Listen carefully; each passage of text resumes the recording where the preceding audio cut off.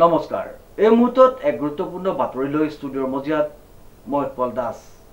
দশম Indo Nepal president cup karate চেম্পিয়নশ্বিপত Dergaon sports karate একাডেমীৰ ছাত্ৰ-ছাত্ৰীৰ সাফল্য অৰ্জন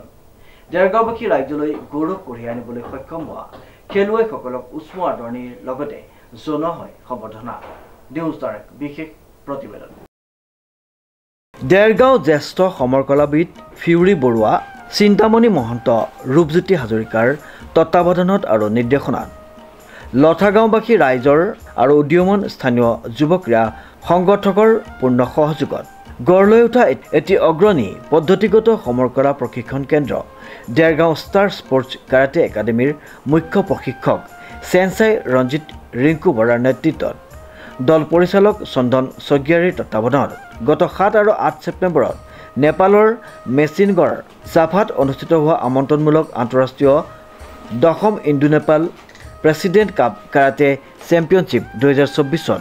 একাডেমীৰ 10জনীয়া প্ৰশিক্ষাৰ্থী প্ৰতিযোগীয়ে সিনিয়ৰ কেডেট আৰু সাব জুনিয়ৰ শাখাৰ কাটা কমিটি বিভাগত অংশগ্ৰহণ কৰি ভৈৰৱ ৰিংকু বৰা কাটাত ৰূপ কমিটি সোণ সাৰ্থকী স্বৰ্গীয়াৰী কাটাত সোণ কমিটি ব্ৰঞ্জ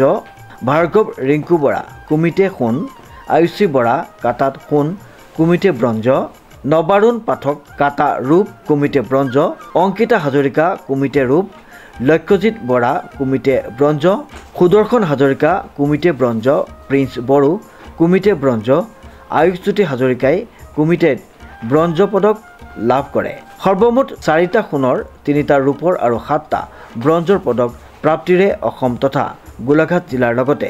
দেৰগাঁওলৈ গৌৰৱ অৰ্জন কৰি সুনাম কঢ়িয়াই আনিবলৈ সক্ষম হৈছে খেলুৱৈকেইগৰাকীয়ে এই একাডেমীৰ নৱপ্ৰজন্মৰ উদীয়মান খেলুৱৈসকলৰ সফলতাৰ দেৰগাঁওবাসীৰ উপৰিও দেৰগাঁৱৰ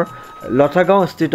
একাডেমীৰ মুখ্য প্ৰশিক্ষণস্থলী উদিত ক্লাব সমিতি তথা গাঁওবাসী একাডেমীৰ অভিভাৱক অভিভাৱিকা শুভাকাংক্ষীসকল উৎফুল্লিত হৈ বিজয়ী প্ৰতিযোগীসকলক উষ্ম আদৰণিৰে অভিনন্দন জ্ঞাপন কৰি অনাগত দিনলৈ পূৰ্ণ সফলতাৰে আগবাঢ়ি যোৱাৰ শুভাশীষ প্ৰদানেৰে উৎসাহিত কৰি তোলে দেৰগাঁৱৰ পৰা নৱজ্যোতি ভৰালীৰ ৰিপৰ্ট নিউজ নাও।